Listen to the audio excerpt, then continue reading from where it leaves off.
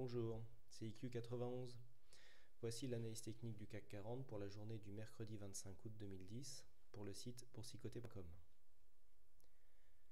Aujourd'hui, nous avons eu encore une fois une nouvelle séance de baisse. Cette séance de baisse est même venue ici valider le fait que l'ancienne résistance baissière que je vous avais indiquée ici qui concernait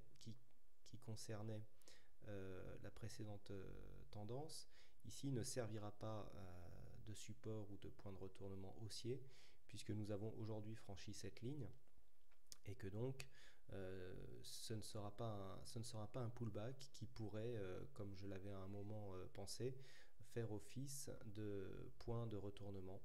Donc je supprime cette ligne.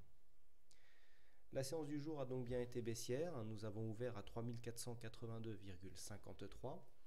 Le plus haut a été marqué en première partie de séance à 3500 points,81. Et puis encore une fois, des mauvaises statistiques américaines nous ont fait marquer un plus bas à 3414,84.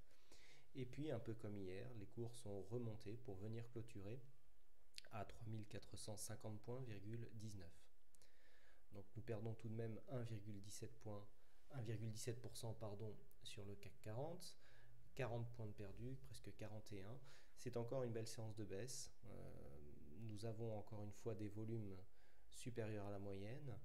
Nous sommes donc dans la tendance. À remarquer toutefois, ici, comme nous avions eu hier, ces deux séances qui sont très similaires, comme nous avons eu hier, ici, des mèches basses qui commencent à apparaître, ce qui implique que par rapport au point bas, les acheteurs commencent à reprendre position. Ça peut être un premier signe, mais pour l'instant c'est le seul, d'un prochain retournement à la hausse. Concernant la tendance, depuis quelques jours, je vous ai expliqué que nous étions certainement en formation de trend. Nous voyons ici, suite à l'attaque d'hier que j'avais traduit par une exagération, nous avons confirmé donc que le trend n'était pas forcément la figure la plus appropriée pour définir la tendance actuelle. Je vous avais aussi expliqué que dans une tendance baissière, c'est la résistance baissière qui est la plus importante à prendre en compte. Cela ne nous empêche pas ici de retravailler notre figure pour trouver une figure plus significative. Donc ici, la figure en biseau d'élargissement, léger biseau d'élargissement semble plus appropriée, puisque nous avons des points de contact à la baisse ici, ici, ici. Alors nous allons tracer donc cette deuxième hypothèse. On verra bien sur les prochains cours si on vient encore s'appuyer sur ce support baissier qui est cette fois-ci un peu plus abrupt. Donc de toute façon, le biseau d'élargissement à la baisse est aussi une figure de retournement haussière qui serait donc toujours validée par cette même résistance baissière que nous avons ici et qui, elle, n'a pas bougé. Concernant les indicateurs, donc nous avons un RSI qui est à 35 points, encore de la marge, il y a encore de la marge pour la baisse puisque la zone de survente arrive à 30 points en réglage par défaut. Le stochastique quant à lui qui est plus volatile est déjà en zone de survente, donc pour l'instant il ne donne pas trop de signes de prochain retournement puisqu'il a une évolution quasiment horizontale. Le MACD, quant à lui, confirme ici sa tendance baissière. Les moyennes mobiles passent dans la zone négative. Les histogrammes continuent ici à évoluer à la baisse et continuent à amplifier leur longueur.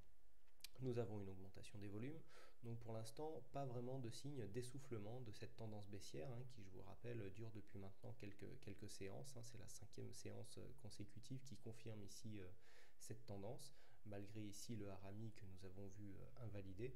Donc, bon, cette séance a le mérite de valider toutefois la théorie des retracements de Fibonacci, car nous avons aujourd'hui marqué un plus bas à 3414 points, donc nous validons le retracement à 100% de la tendance puisque le 100% était à 3420 et nous validons par la même occasion le trade qui était conseillé dans l'analyse écrite qui nous donnait un objectif de 40 points puisque à la cassure ici des 3460 points, je vous avais indiqué ici un objectif de cours en short à 3420. Donc on a ici un objectif de 40 points qui est donc validé sur cette séance. Donc voilà ce que l'on peut dire au niveau des signaux du CAC. Passons maintenant au Forex.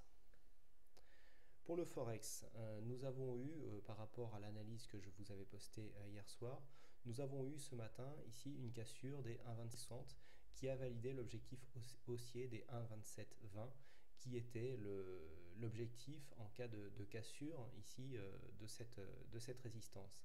Alors, il y a eu plusieurs cassures, ça me permet de revenir sur une part essentielle des signaux que je donne la veille au soir. On ne peut pas connaître exactement la configuration lors de ces franchissements. Ici, nous avions eu un premier essai de franchissement et quand on regarde au niveau du RSI et du stochastique, nous sommes en légère survente, donc le signal n'était peut-être pas cohérent à prendre. Ici, au niveau de ce deuxième essai, nous avons encore une fois un RSI et un stochastique qui sont très hauts, un MACD qui se retourne au niveau des histogrammes. Donc, même de toute façon, si on avait pris ce signal, ici, on ne redescend pas assez bas pour déclencher le stop. Et regardez ici lors du franchissement qui donne le signal gagnant, nous avons un MACD, les histogrammes qui sont en pleine ascension, le RSI quant à lui qui arrive en zone de surachat mais qui n'y est pas encore, et le stochastique très important qui vient juste de sa signal, donc sa ligne de signal, donc qui vient juste de lancer un signal d'achat. Donc vraiment, quand nous avons comme ça des signaux qui sont donnés longtemps à l'avance, il faut essayer de les corréler avec des indicateurs qui sont présents sur vos graphes. Ici, ce sont des indicateurs simples, MACD, RSI, stochastique sont vraiment des indicateurs qu'on trouve sur toutes les tables de trading. Donc ne jouez pas ces signaux aveuglément, essayez de les corréler avec des indicateurs que vous aurez auparavant programmés sur votre table de trading. Bon, quoi qu'il en soit, ici la cassure des 1,2660 nous donne un objectif à 60 pips. Si on rajoute les 40 points donnés sur le CAC, ça nous fait quand même une belle séance. Voilà ce que l'on peut dire sur la séance du jour. Donc je rappelle pour demain, on continue à surveiller ici la zone des 3420 points. On surveille un éventuel test ici du bas du biseau qui serait quand même signe d'une forte baisse avant peut-être l'installation d'un possible rebond, mais au niveau des bougies, pour l'instant, aucun signal vraiment d'un prochain retournement. Nous sommes dans une belle tendance baissière, très abrupte, et il faudra attendre vraiment une bougie qui commencerait à marquer une hausse pour commencer à parler d'un rebond technique. Voilà, je vous remercie pour votre attention, je vous remercie aussi pour la fidélité que vous apportez au site boursicoté.com ainsi que pour vos nombreuses visites. Il ne me reste plus qu'à vous souhaiter à toutes et à tous une très bonne soirée, bonne chance dans vos trades et je vous dis à demain pour une prochaine analyse. Bonsoir.